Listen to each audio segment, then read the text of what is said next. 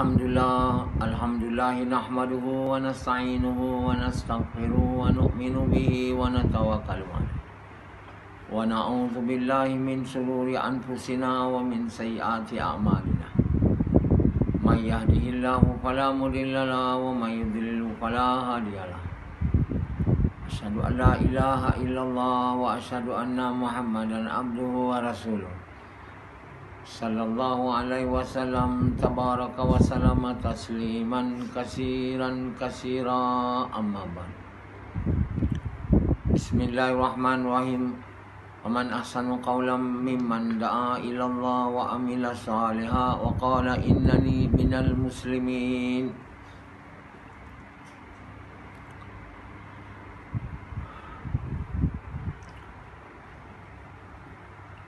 Tuan-tuan, bapa-bapa sekalian, kehidupan dunia ialah kehidupan yang sebentar. Kehidupan yang mana akan berakhir dengan kematian.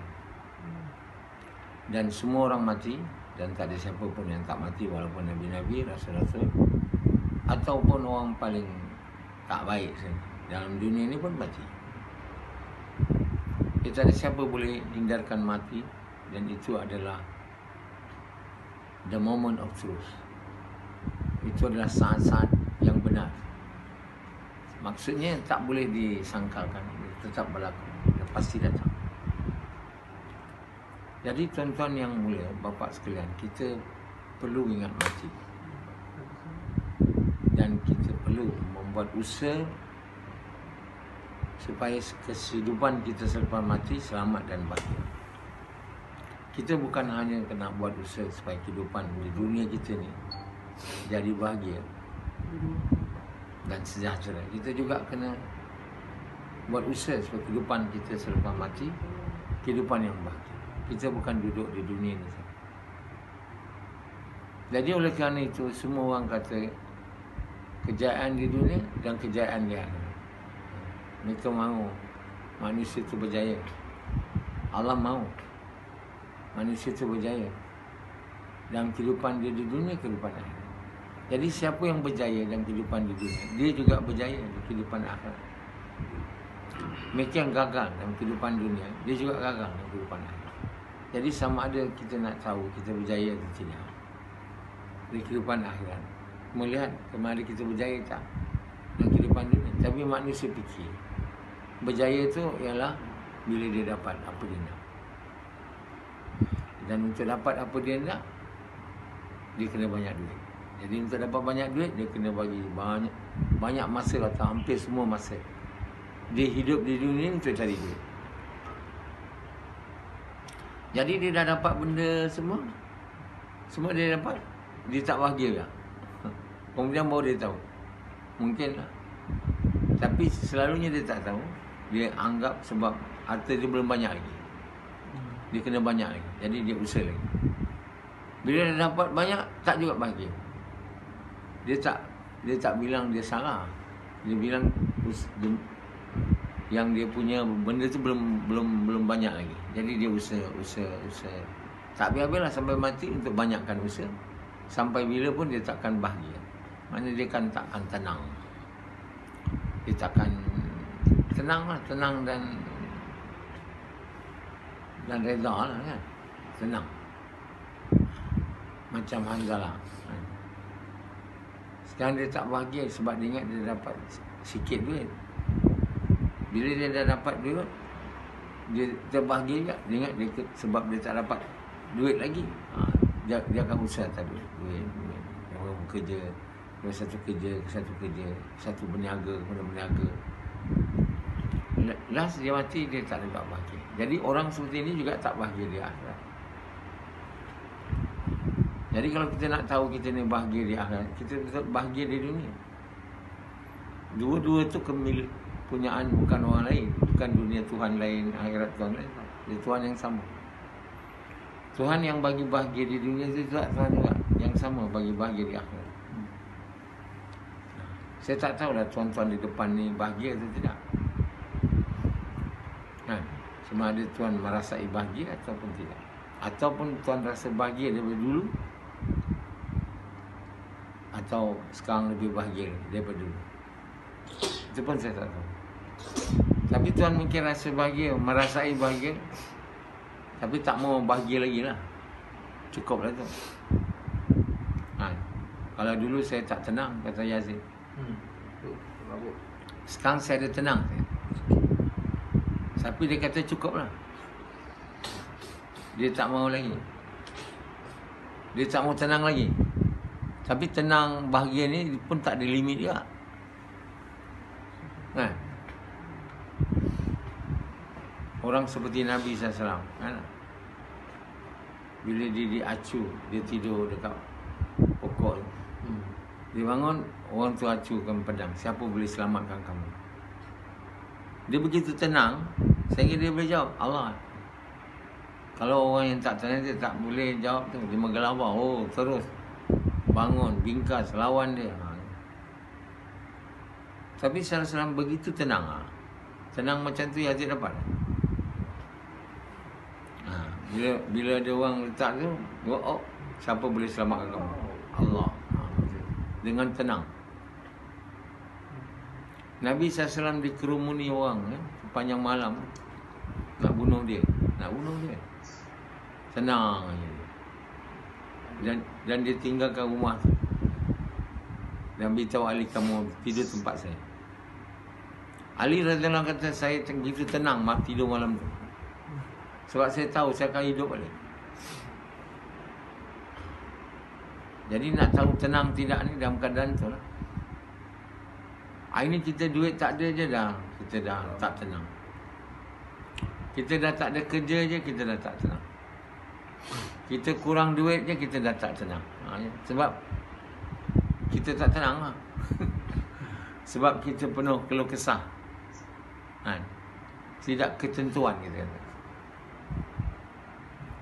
Jadi Allah Subhanahu Wa Taala bagi kita tenang ni dan bahagia. Di mana dia bagi kita syurga. Jadi satu orang bila tak ada kerja, macam Samad kan, bila dia dibentikan dari kerja tu, dia tenang tak? Tak tenang. Dia jawab sendiri, dia tak tenang. Dia buat usaha agama, buat usaha dakwah yang saya ajar.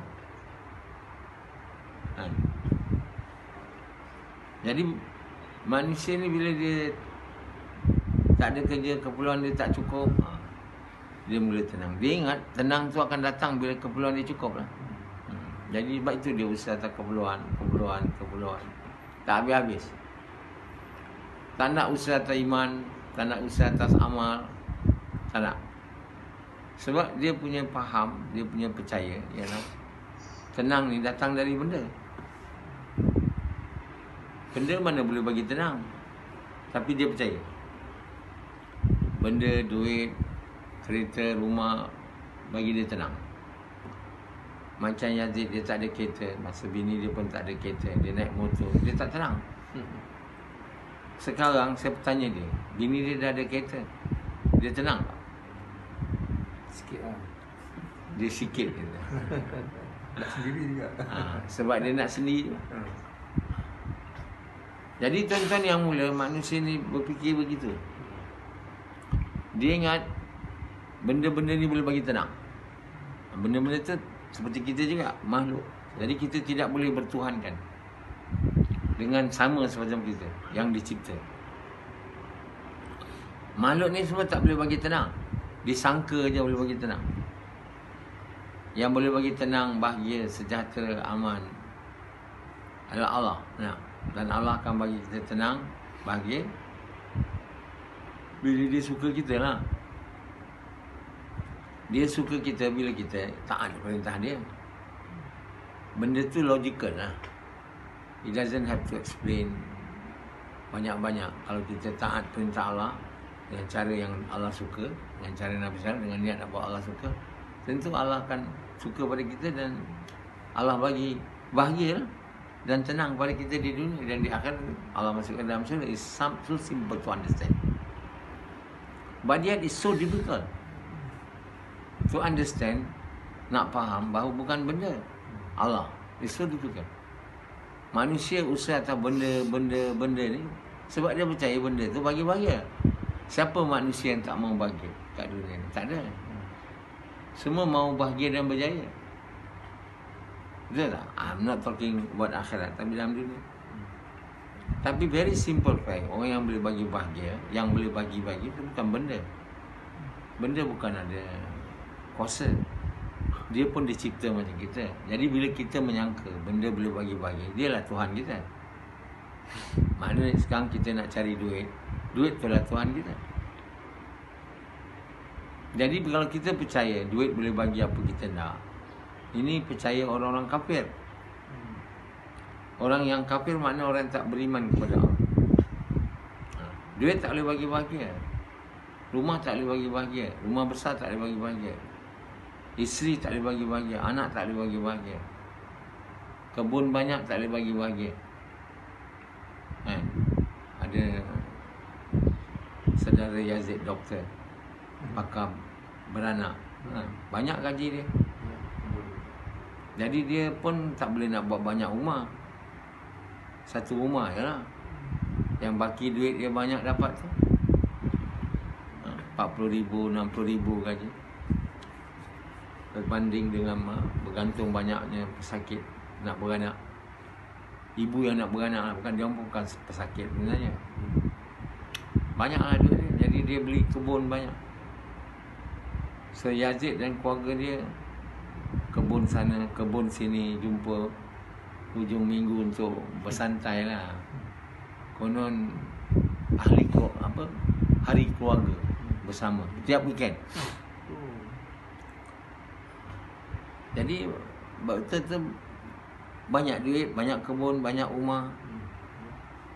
Kenapa dia berusaha untuk dapat banyak duit? Sebab dia ingat duit ni boleh bagi bahagia. Duit tak boleh bagi bahagia. Percaya tak? Saya ingat kamu tak percaya. Saya cakap tu dengar je lah kan. Percaya tak? Berapa lama dah cakap duit tak boleh bagi bahagia. Tapi siapa yang tenang bila duit tak ada? Kan? Tandanya kita ni percaya Allah bagi bahagia. Bila kita duit tak ada, kerja tak ada, tenang aja. Kan tak? Samad boleh tenang. Antara Yazid boleh tenang. Jadi maknanya kita masih percaya lah bahawa duit, kerja boleh bagi bahagia. Kalau kita dah tak percaya, kita tenang aja, tak ada apa. Kita ada kerja pun tenang, kita ada tak ada duit pun tenang. Jadi Allah yang bagi tenang. Tenang inilah orang nak. Hari ni orang banyak risau kan. Dia nak cari tenang. Dia bukan ingat Allah boleh bagi. Dia kata dia bosan, tak tenang, dia pun pergi minum arak. Lupakanlah. Pergi disco, nyanyi-nyanyi, memekik sana, memekik sini. Pergi American Idol, participate dekat situ, menjerit sana, menjerit situ. Semua tu untuk hilangkan tekanan lah kononnya. Tapi dia tak boleh. Mungkin kita rasa tekanan hilang, kita gembira pada masa tu lah. Macam orang minum arak atau buat sesuatu yang menggembirakan dia. Mungkin masa dia gembira tu je lupa. Dia tak boleh lupa selepas tu. Dia masih ingat lagi. Sebab itu orang akhirnya dia dah cuba semua, dia tak dah boleh lagi dah tenang. Dia ambil nyawa je lah. Dia bunuh diri. Jadi orang Jepun dia percaya sangat kalau dia dah gagal dalam hidup dia, mana berniaga ni tak jadi, itu tak jadi, ini tak jadi. Jadi dia rasa diri dia tak berguna. Untuk orang Jepun ni dia percaya bila dia tak guna, baik mati lah.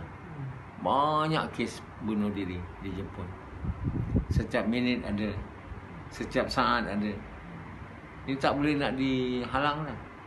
Sebab ini terbenam dalam kepercayaan mereka bahawa mereka ni tak guna kalau dah semua tak boleh buat.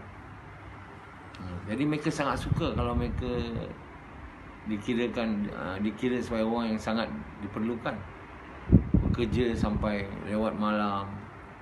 Isteri mereka merasai suami mereka berguna. Kalau balik lewat lah kerja. Kalau balik awal ni, isteri dia kata ini tak guna punya apa? Suami lah. Orang tak nak dia kerja sangat.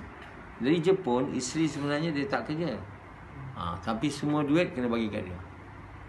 Orang perempuan Jepun. Korea pun tak. Jadi perempuan Jepun ni dia tengoklah suami dia kalau balik cepat tak bagus. Jadi suami dia supaya tak balik cepat, dia pergi minum dulu selepas kerja. Mabuk dulu. Lepas tu dia ada 2 kereta tunggu. Satu kereta orang tu, satu kereta taksi yang kalau dia apa-apa masalah berlaku kat dia, boleh take over. Macam tu. Mereka di Jepun dia semua benda ada. Dia buat benda kan. Macam-macam benda dia buat. Dia jual seluruh dunia. Sampai selipar Jepun. Semua dia buat waktu-waktu dulu lah. Selipar pun kita tak dapat daripada Malaysia. Dari Jepun. Selipar Jepun bukan lawa sangat selipar tu. Kan? Sebab orang Melayu tak pernah tengok selipar macam tu. Dia jalan kaki ayam je. Tak tahulah. Orang dulu tiba-tiba ada selipar. Dia panggil selipar dia mana? Dia Jepun. Jadi selipar Jepun. Famous tau.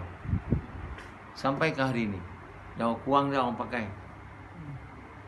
Jadi banyak selipar lagi yang bukan selipar Jepun. Jadi tuan-tuan bapa ni, walaupun benda banyak dia buat, dia buat kereta, dia buat macam-macam, tapi bukan makna dia boleh pakai kereta. Banyak orang Jepun tak pakai kereta. Mereka naik kenderaan awam tak ada guna, faedah pakai kereta. Pertama mahal belinya. Kedua bila dia beli, nak parkingnya kena dibayar. Parking tu kena dibayar parking tu. Nak bayar parking tu mahal daripada kereta tu lagi. Beli tanah nak parking. Orang Cina tanah parking pun nak beli, kubur pun nak beli. Tanah tu kena banyak duit. Kahwin kena banyak duit. Jadi kiran tu tekanan. Satu meja untuk kahwin 1,000 lebih kurang. Simple ni. 10 meja 10,000. 10 meja bukan banyak sangat orang boleh duduk. Jadi orang Cina kalau dia nak kahwin, dia nak mati, banyak duit. Orang Jepun macam tu juga. Jadi bila banyak duit, banyaklah nak dipikir. Kalau kerja tu tak mencukupi, mau cari, tak dapat. Tekanan. Jadi tuan-tuan yang mulia, tekanan ni datang daripada amal buruk. Datang dari Allah. Asbab dari amal buruk. Dan amal buruk kita kerana salah yakin kita.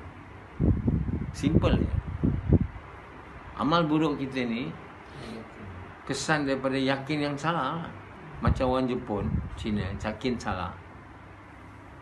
Kan? Maka dia punya hidup tak tenang kan?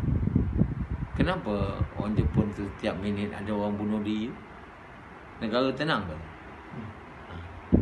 Dia kata negara bahagia hidup di Finland. Tak tahu apa mana dia punya skill bahagia. Finland, negara Finland. Negara Sweden, Denmark, negara itulah. Dia tengok daripada segi macam-macam tak tahu apa. Mana dia nak tahu tenang tu? Dia tak boleh skill tu. Skill orang paling tenang ni tak boleh. Siapa pun tak boleh nak skill lah. Tapi bunuh diri ni banyak Jepun. Bukan sebab dia lebih tak tenang, sebab kepercayaan dia. Kalau tak guna, baik baca.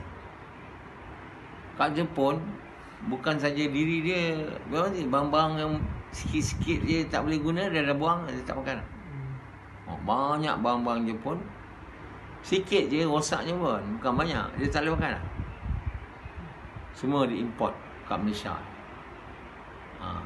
Ditukar balik. Baik, dia orang kata ini dari Jepun, yang dah dipakai tu dah dibetulkan balik. Di Jepun negara paling banyak buat kereta, buat benda.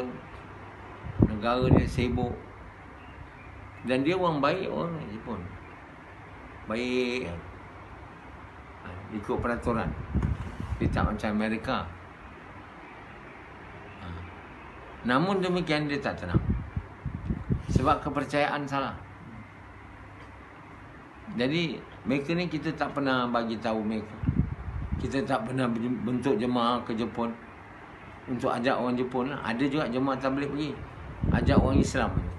Pakistan dulu pun. Ha? Hanya orang Islam seorang dua dia kejar orang Islam yang ada 2-3 orang kat Jepun. Kebanyakan yang Islam di Jepun ni perempuan. Dia kahwin dengan orang Indonesia, orang Bangladesh yang nak kerakyatan Jepun, pergi kahwin dengan perempuan Jepun. Perempuan tu masuklah Islam. Jadi jumlah orang Islam di Jepun yang Islam banyak, tapi banyak perempuan. Jadi hantar jemaah masturat, orang jemaah tabligh. Jadi tuan-tuan yang mulia, bila kita hantar jemaah kat Jepun dulu, dia tak ada masjid. Masjid ada satu je. Dia duduk kat rumah. Rumah kecil je. Mahal bayaran dia. Bukan nak apa, nak boleh tidur baring je. Jadi barang mahal. Semua mahal. Saya pergi Taiwan dulu, satu mangkuk kopi tu, masa tu zaman 70-an 80-an, kopi mahal. Teh tak ada. Tengok, kopi tu tak ada sangat, teh banyak je.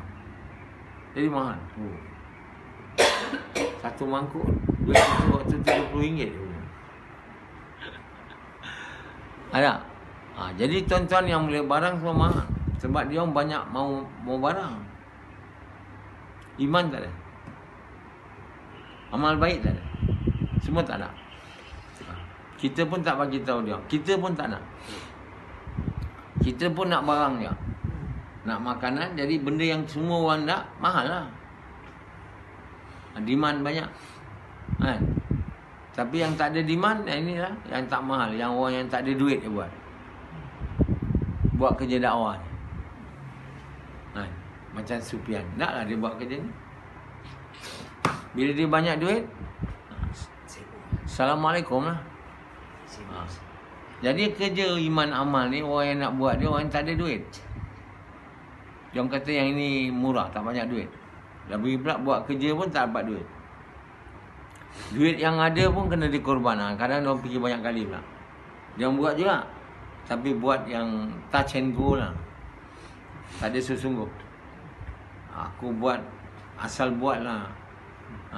Sampai aku mati, aku buat lebih kurang lah. Bila datang COVID ni, terus tinggal. Tak larat lah, nak buat lah. Jadi mereka tak berapa penting. Manusia tak rasa penting untuk usaha iman dia, untuk amal dia. Tak. Yang penting manusia fikir ialah benda, duit. Seluruh dunia macam tu.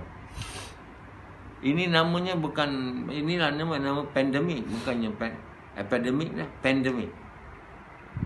Kalau penyakit lah. Yang ini penyakit juga, tapi tak nampak. Penyakit sangat bahaya. Penyakit mati terus masuk neraka. Yang COVID tu dia berusaha untuk mencegah dia merebak. Yang penyakit iman rosak ni dan amal rosak ni, the whole world. Jadi bila nanti manusia ni masuk ramai kat dalam neraka, malaikat yang jaga tu pun duduk naik heran. Kenapa ramai sangat masuk? Tak ada yang masuk syurga. Kerana manusia ni semua, waktu di dunia ni dia orang tak mau Allah. Dia tak mau Allah, dia tak mau iman, dia tak mau amal baik. Dia orang kira amal baik pada dia orang lah, faham. Macam orang Jepun, dia faham amal baik, tak kacau orang lah. Dia orang tu tak kacau orang, itu namanya baik. Yang kacau orang ni, orang tak baik. Dia bukan kira orang taat perintah Allah, cari Nabi Salam dengan niat nak Allah suka. Itu orang baik. Orang baik, orang tak kacau orang. Pandai bekerja je, macam Hanzalah. Pasal bekerja, lepas tu balik, tidur, bawa anak bini jalan-jalan, janganlah, tak ada kacau orang. Kira baik lah. Macam Yazid ni dia anggap baik lah, standard dia, tak ada kacau orang. Jadi kita ni kalau macam itu punya, dia macam kalau kita ni, kita sebenarnya haiwan ya. Tapi haiwan yang kira baik sikit, macam burung. Dia tak kacau orang lah. Pagi keluar macam burung, malam balik. Pagi keluar, malam balik. Itulah. Jadi apa bezanya? Tapi hanya baik sikit lah daripada ular. Jadi tuan-tuan bapa sekalian, manusia ni bila tidak usaha antara iman dia, amal dia, dia dengan haiwan ni lebih kurang malah berburuk daripada haiwan. Kerana kita telah menerima amanah. Burung tu tak terima amanah. Amanah yang kita terima itu adalah kalimah La ilaha illallah Muhammad Rasulullah. Itu amanah yang kita terima. Amanah ni kena ditunaikan haknya. Namanya amanah. Hak kalimah ni kita tak tahu. Setiap perkara yang kita terima dari Allah, dia adalah amanah. Tahu? Maknanya bersama dengan benda ni ada tanggungjawab. Jadi kalimah la ilaha illallah ini bila kita sebut mengucapnya, kita telah berjanjilah, berikrar pada Allah bahawa kita tak terima Tuhan lain dah melainkan Allah dan Muhammad SAW. Ini namanya kalimah tanggungjawab. Macam satu orang nikah, antara dia nikah, dia sebut, aku terima nikahnya Fatimah binti Yusuf dengan mas kahwin RM40 tunai. Bila dia cakap tu, itu percakapan menerima amanah. Amanah apa? Menjaga bini. Betul tak? Macam Yazid, dia kahwin dengan isteri dia. Isteri dia itulah amanah. Lahir anak tu adalah amanah. Bukan dia bersetubuh je lahir anak, lepas tu tak tunaikan hak-hak anak. Dia kahwin, dia tak tunaikan hak isteri. Macam Sufyan.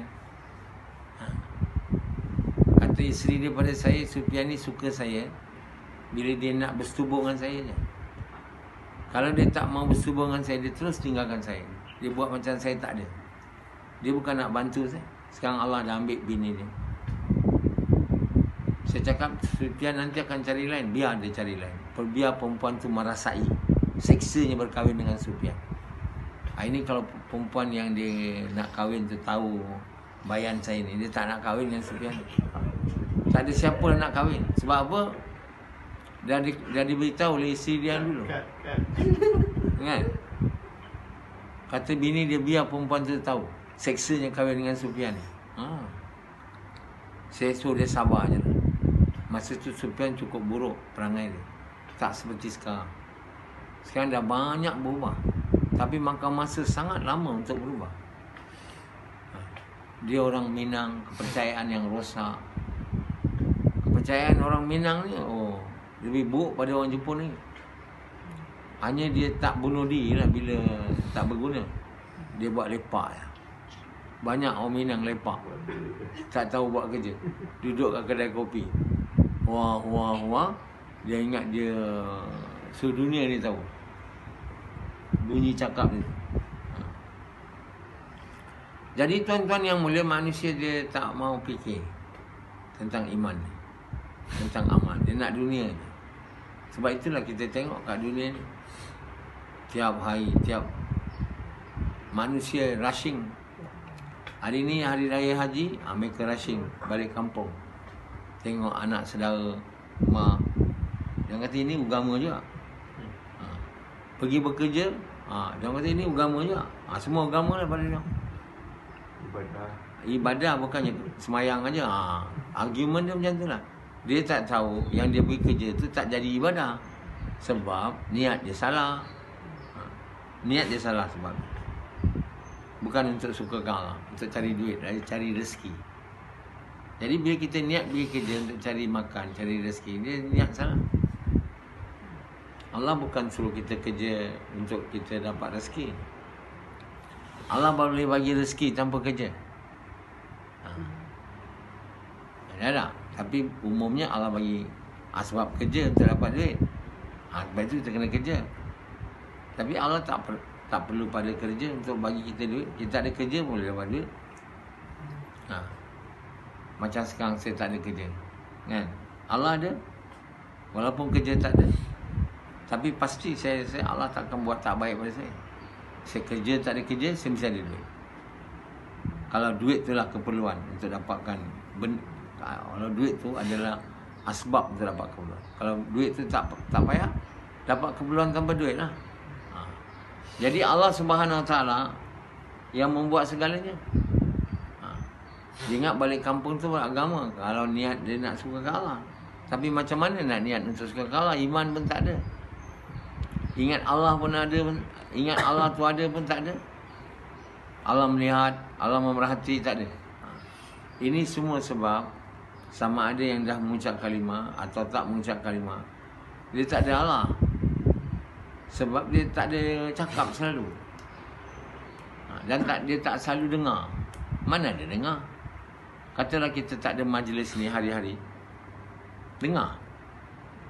Kita bangun pagi hanya nak pergi kerja je.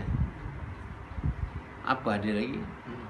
Macam Yazid ni kan pergi kerja, tutup mata, lepas tu sarapan sebelum pergi kerja, sembang pergi kerja. Jadi dia ajaklah isteri dia, mari kita sarapan sana, mari kita sarapan. Dah tua kan, dah besar. Itulah kerja. Kalau yang tua tu pergi masjid, lepas masjid pergi sarapan. Pergi masjid itu kira dia orang kata dah bagus lah. Atau masjid cuma kuliah pergi sarapan, lepas tu balik tidur. Ada cucu jaga, kalau tak ada tidur. Tak ada, nak kerja dah tak payah ada pencen. Sebab tu dia orang rehat je. Yang tak ada pencen kerja lagi. Ada pakcik tu kena paksa jual baju pula tepi jalan. Dah tua, dua orang tua, perempuan lelaki tu. Sebab anak dia mungkin dia tak ada anak, atau anak dia nak bagi dia tak nak, atau apa sebab lah. Kenapa dia bawa wheelchair masih lagi nak bekerja? Tak? Jadi tuan-tuan bapa sekalian, kita hari ini dah jadi susah. Hidup kita dah tak bahagia disebabkan kesalahan kita sendiri. Allah SWT tak mau kita susah. Dia bagi kita perintah dia. Kita akan berjaya bila kita taat lah. Dan kita tak taat, kita tak mau ikut Allah, kita mau ikut Nabi, lepas tu kita dapat bahaya, lepas kita dapat bencana, kita dapat susah, kita tak disalahkan Allah. Boleh? Tapi banyak orang salahkan Allah. Kenapa Allah buat saya susah? Kenapa tak orang lain? Bila datang susah, kenapa saya kena?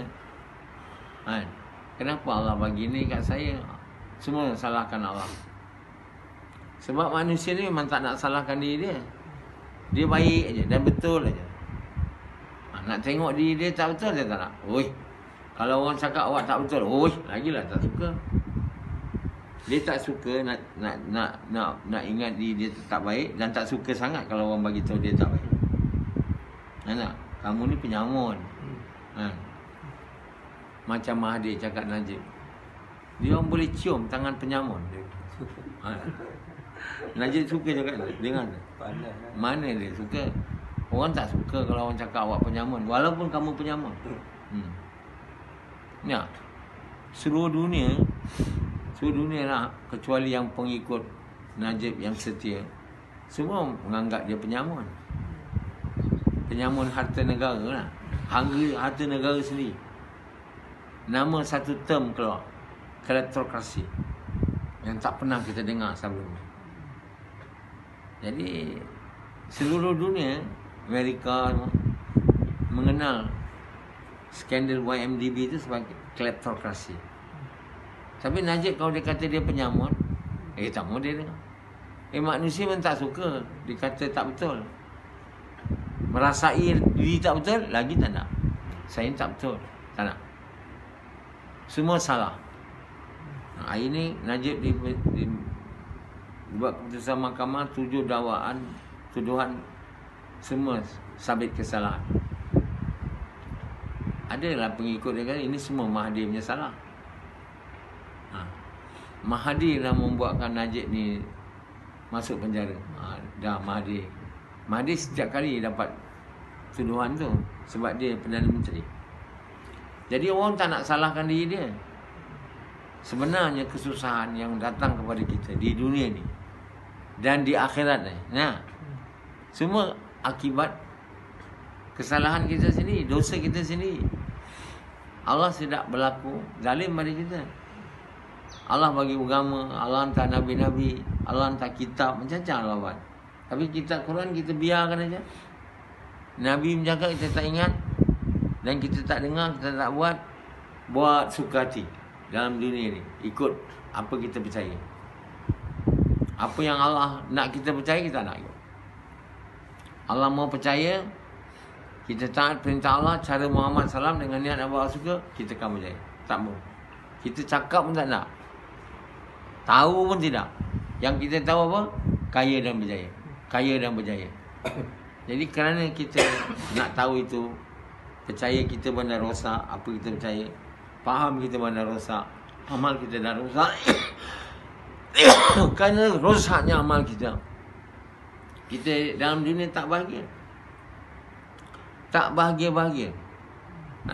Kata Allah, mereka ni macam orang yang berjalan di padang pasir. Nampak macam ada air, tapi air itu tak ada, bukan air.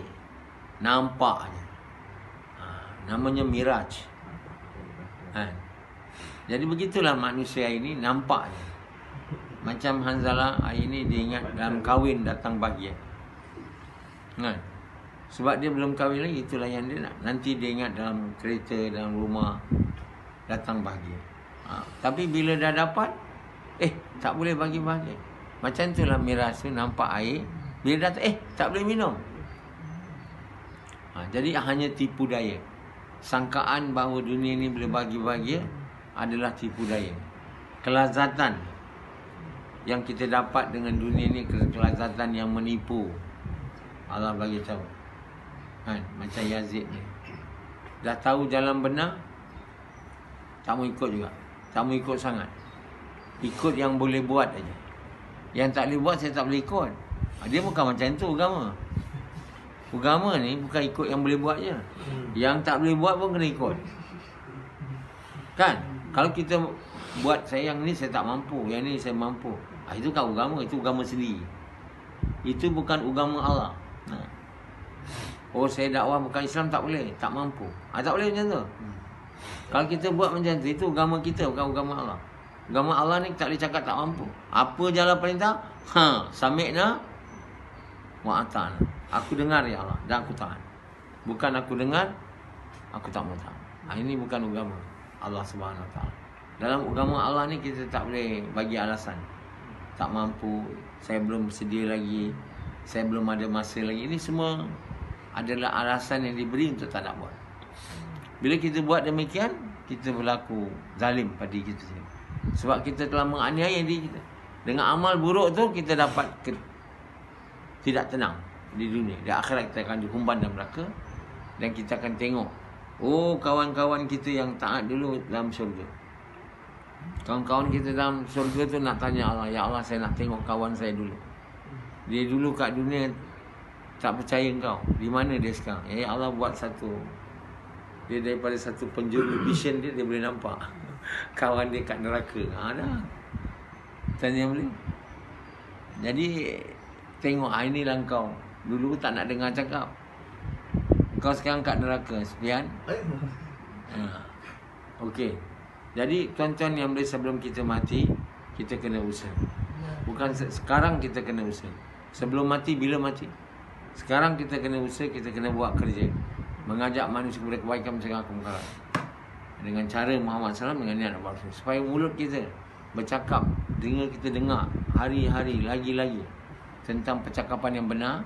Supaya percaya kita jadi benar, faham kita jadi benar. Bila faham dan percaya kita benar, amal kita jadi benar. Dan bila kita jadi orang yang benar, Allah hadiahkan kita di dunia ni tenang, bahagia. Dan di akhirat Allah bagi kita lagi gembira dan tenang yang tak boleh dibandingkan di syurga. Gosh.